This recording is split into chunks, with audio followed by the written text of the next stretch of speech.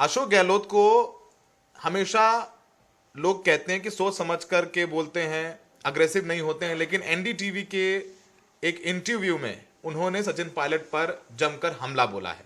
सचिन पायलट को गद्दार कहा बीजेपी से 10 करोड़ रुपए लिए, अमित शाह से मिले, धर्मेंद्र प्रधान से मिले, कांग्रेस के प्रदेश अध्यक्ष रहते हुए सरकार गिराने की कोशिश की। इसको लेकर के सियासी भूचाल मच गया है। हमारे साथ हैं राजेंद्र सिंह गुडा जी, जो कि विधायक हैं, राजस्थान सरकार में मंत्री हैं, सचिन के करीबी माने जाते हैं। राजेंद्र जी, अभी वो इंटरव्यू हमने आपको दिखाया और आपने देखा, आपकी प्रतिक्रिया क्या है? सचिन पायलट को गहलोत जी ने खुल के गद्दार बोल दिया है। देखिए, वो राजस्थान के मुख्यमंत्री जी हैं, वो बोल रहे हैं, वो चल रहा है, इसमें तो कोई दिक्कत वाली बात नहीं है। लेकिन जो मैं इस आपके चैनल के माध्यम से जानकारी देना चाह रहा हूँ, पूछना भी चाह रहा हूँ कि उन लोगों में जो सचिन जी के साथ थे, उनमें से हम 5 लोगों को सरकार में मंत्री बना चुके हैं। उनमें हमारे रमेश जी मीणा हैं, विश्वेंद्र सिंह जी हैं, मुरारी लाल जी मीणा है, हेमाराम जी हैं और विजेंद्र जी ओला है। तो 5 लोग हमारी सरकार में कैबिनेट का हिस्सा हैं, मंत्री परिषद का हिस्सा है। और यदि ये है तो गहलोत साहब को इसके मामले में भी क्लियर कर लेना चाहिए कि ये लोग जो है उन्होंने 5-10 करोड़ रुपए लिए हैं, तो ऐसे लोग को सरकार में मंत्री बना के क्यों बैठा रखा उन्होंने। एक तो ये बात है। दूसरा क्या है कि वो निकम्मा, नकारा, गद्दार, सेम साहब बोलते रहते हैं और ये तो अब सभी के सामने पता भी है। लेकिन मैं ये जानना चाह रहा हूँ, इस पूरे सिस्टम के अंदर ये चीज तो उसी दिन हो जाती थी, इनको मंत्री नहीं बनाते। हम वो जो मानेसर जाने वाले लोग थे, जो लोग से उस टाइम उस एपिसोड के अंदर, तो उनको तो हमारी सरकार मंत्री बना चुकी। अब और वो 10-10 करोड़ रुपए लेने वाले अमित शाह से उनको मंत्री बना रही है। तो सीएम साहब को पूछो, आपने क्यों बनाया इनको मंत्री, क्यों बनाया इसको?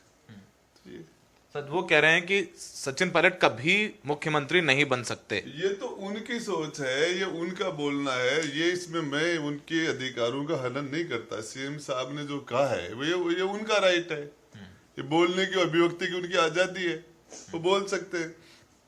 लेकिन इस पूरे मामले के अंदर मैं जहां तक से जानता हूं कि इस मामले के अंदर यदि बहुत अच्छा होता कि मुख्यमंत्री जी जिस दिन मंत्रिमंडल का विस्तार हुआ उनको यही स्टैंड उस टाइम में ले लेते, तो हमारे बसपा से आने वाले जो गहलोत साहब के साथ जो वफादारी से जो लोग साथ रहे, उनके साथ न्याय हो जाता। उस टाइम में उन्होंने कहा कि मैं क्या करूं। गहलोत साहब ने ये कहा था कि सोनिया जी की बात हम नहीं टाल सकते। अहमद पटेल और सचिन जी के बीच में जो बात हुई थी, जो उसका कोई तीसरा एविडेंस नहीं है। अहमद पटेल साहब ऊपर चले गए भगवान के घर, स्वर्गवासी हो गई, अल्लाह के प्यारे हो गई। अब तीसरा कोई उसके अंदर गवाह नहीं है, तो सचिन की बात माननी पड़ेगी। तो मैंने कहा कि हाथ तो हाथ ही थोड़ी, जब मानेसर वाला या सरकार का जो उठापटक चल रहा था, उस ऑपरेशन के दौरान ही थोड़ी उस घटनाक्रम के दौरान थोड़ी वो स्वर्गवासी हो गए थे। अल्लाह के खुदा के जो भी प्यारे हुए वो तो उसके 2-4-6 महीने बाद में तो उन्होंने उस एपिसोड के बारे में सोनिया जी, राहुल जी और प्रियंका जी को बताया होगा, उन्होंने बताया होगा। वही थोड़ी उनकी डेथ। तो बोले, उन्होंने कहा कि सोनिया जी की बात की काटने की परंपरा कांग्रेस में नहीं है। सोनिया जी जो बात कह देते हैं, उनकी बात को, उस आदेश को माना ही जाता है। अब नहीं मान रहे। रहा सवाल, तो आप कह रहे हैं अशोक गहलोत नहीं मान रहा है सोनिया जी का फरमान जो है, उनकी बात। 25 तारीख को क्या हुआ, सोनिया जी ने पर्यवेक्षक भेजे थे, खड़गे साहब को भेजा था, अजय माकुर को भेजा था, क्यों नहीं गए उनके पास? ये किस श्रेणी में आती है? ये अनुशासनहीनता नहीं है क्या, जिनके पास नोटिस दे रखे है क्या है? तो इसमें मैं उस मामले में नहीं ज्यादा नहीं जाना चाह रहा। अच्छा, आप राजेंद्र सिंह गुडा विधायक, प्रतिनिधित्व करते हैं अपने कॉन्स्टिट्यूएंसी का, मंत्री, आपकी क्या इच्छा है एक विधायक के तौर पर? देखिए बात ये है कि 1-to-1 करने से क्यों डर रहे हैं, किसके साथ कितने एमएलए पता चल जाएगा। ये कह रहे 10 विधायक उनके साथ नहीं है मुख्यमंत्री जी, तो इनके अंदर 19 एमएलए तो उनके साथ उस टाइम में भी थे, और आज भी 4 एमएलए उनके साथ गए हैं। 60 भारत जोड़ो यात्रा के अंदर इनके 102 थे, इनके पास जो 102 थे उनमें भी वाजिब अली भी वही है, खिलाड़ी बेरवा भी वही है, वीरेंद्र भी, चौधरी वीरेंद्र वो भी वही है, हरी। तो ये उनमें से जो ये उन 102 में से हैं वो जो वहां गए हैं। राजेंद्र गुड्डा भी 102 में ही है। 102 के अंदर तो आपको बता दूं बहुत लोग हैं, कुंदर साहब भी हैं, मोरदिया साहब भी हैं, वहां उस दिन 35 लोग तो हमारे पास बैठे हैं, बहुत जो है। तो आपने सीधे नहीं बताया, आपने, आप सीधी बात करने के लिए जाने जाते हैं। आप क्या चाहते हैं, सचिन पायलट मुख्यमंत्री बन सकते हैं कि नहीं? क्योंकि मुख्यमंत्री जी कह रहे हैं कि सचिन पायलट कभी मुख्यमंत्री नहीं बन सकते। मुख्यमंत्री गहलोत साहब ने कह दिया, वो उनका राइट है, लेकिन मैं कहूंगा कि जो फैसला आलकमान करेगी उसको सब मानेंगे, और सबको मानना भी चाहिए, माने भी गए। ये जो लोग हैं कांग्रेस की टिकट से एमएलए बने हैं, कांग्रेस के आशीर्वाद से मुख्यमंत्री और मंत्री बने, और बिना कांग्रेस के आदेश के, आशीर्वाद के गांव के सरपंच नहीं बन सकते। नगर पालिका के अंदर, परिषद के अंदर, नगर निगम में ये पार्षद नहीं बन सकते, इनके पास टिकट नहीं हो। तो क्या बात करते हो? तो फिलहाल आपने इंटरव्यू देखा, आपकी आखिरी प्रतिक्रिया क्या है? नहीं, मैं उस पर कोई प्रतिक्रिया नहीं देता, लेकिन मैं तो कहूँ ये स्टैंड उस टाइम में ले लेते। जो 10 करोड़ के गद्दार वालों बता रहे हैं 10 करोड़ पैसे लेने वाले, ये स्टैंड उस टाइम में क्यों नहीं लिया? आपने भी लिए 10 करोड़ रुपए? आपने भी लिए 10 करोड़ रुपए? नहीं, मेरे वो बात, इसमें मैं बहुत ज्यादा बोल चुका हूँ इस मामले में कि 10 करोड़ नहीं, मेरे पास तो वो बातें अलग है।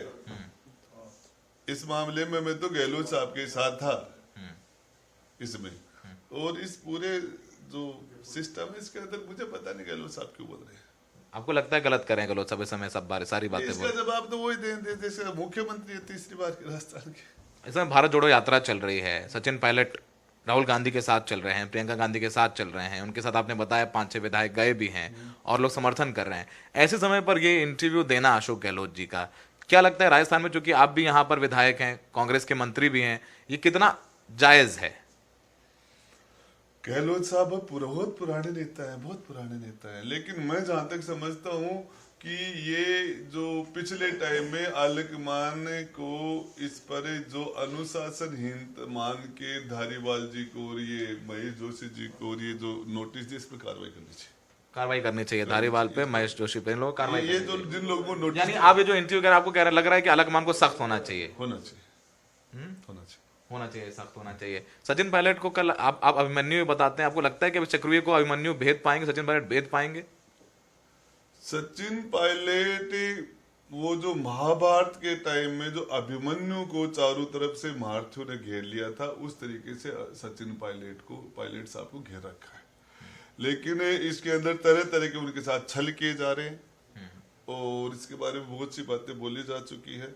मैं तो आपको एक ही बात बताना चाह रहा हूँ कि वो अभिमन्यु जो 14-15 साल का था, वो चक्रव्यूह के अंदर घुसना जानता था, निकलना नहीं जानता था। सचिन पायलट साहब चक्रव्यूह से निकलना भी जानते हैं। सचिन चक्रव्यूह से निकलना भी जानते हैं। आपने सुना बड़ा पॉलिटिकल स्टेटमेंट राजेंद्र जी का, उनका कहना है कि अब ये जो इंटरव्यूज आ रहे हैं, जो अनुशासनात्मक कार्रवाई करनी चाहिए पार्टी आलाकमान को, सोनिया जी का जो आदेश है वो डिफाई किया जा रहा है।